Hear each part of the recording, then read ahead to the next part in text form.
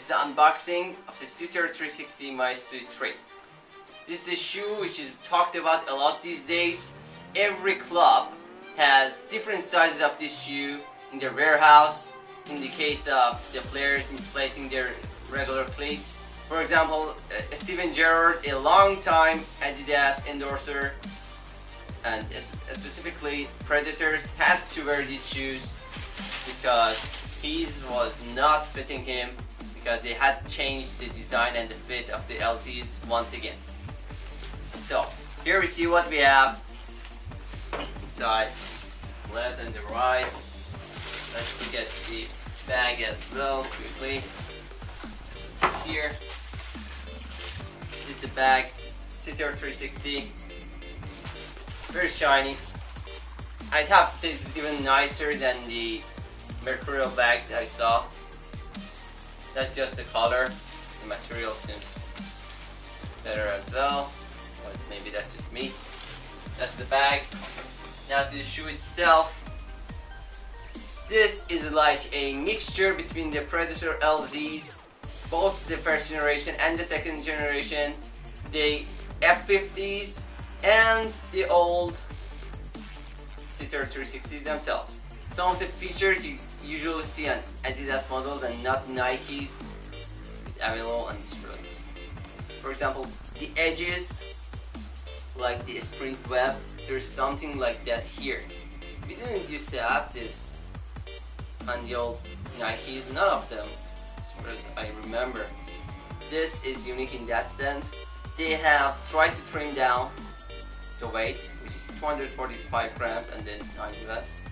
And what they did was find what Adidas does best and just try and get those stuff in this release. This is a unique shoe in that aspect, because the Tiempos and the Premiers are leather shoes, but the Mercurials are just known as speed shoes that are your typical synthetics, but again they're called Nike skis.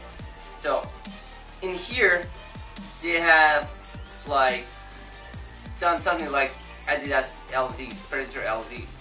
They have tried to combine whatever doesn't fit into the other categories and have it in this shoe. This is definitely different product than all other older Nikes. Why? Because the upper, it seems stiff at first. If you just feel it, you will find out that it's very soft. The Kangalite too is very good.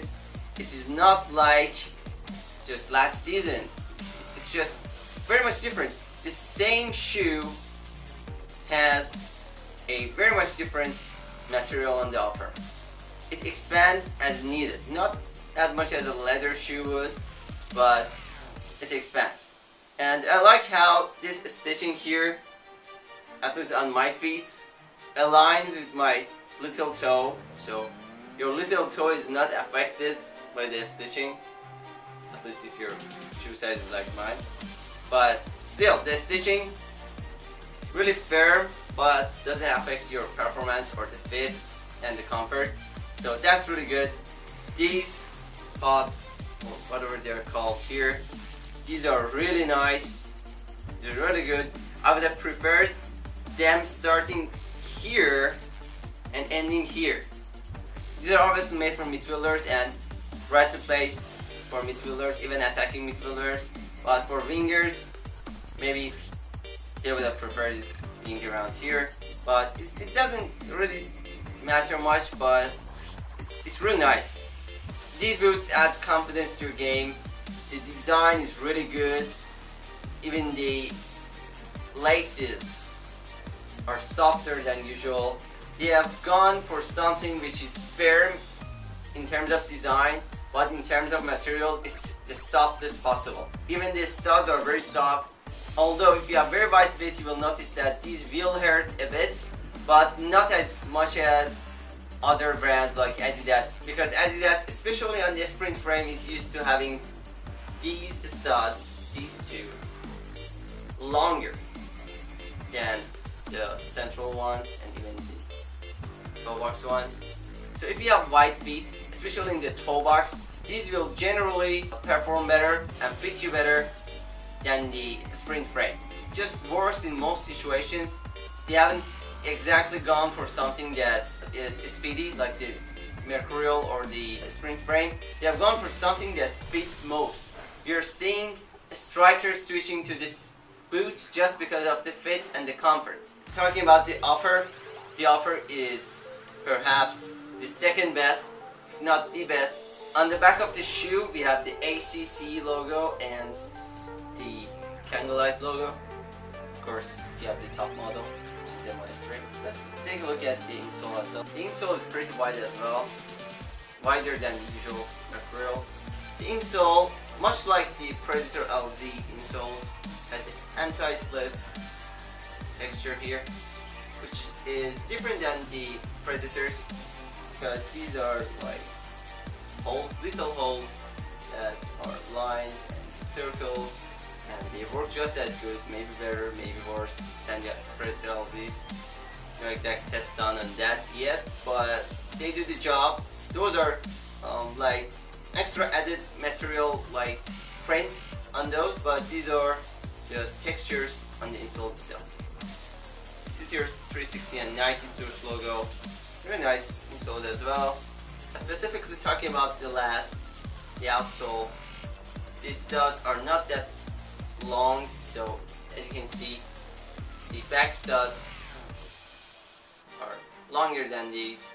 As usual, this should be because the foot movement demands that, and these are made in such a way that fits most foot types the best. Unlike the Mercurials, the shoe spine is not very narrow. It is narrow, but on these, the shoe spine even fits wide feet, which is very good, makes them even more versatile. Overall, I really like this shoe.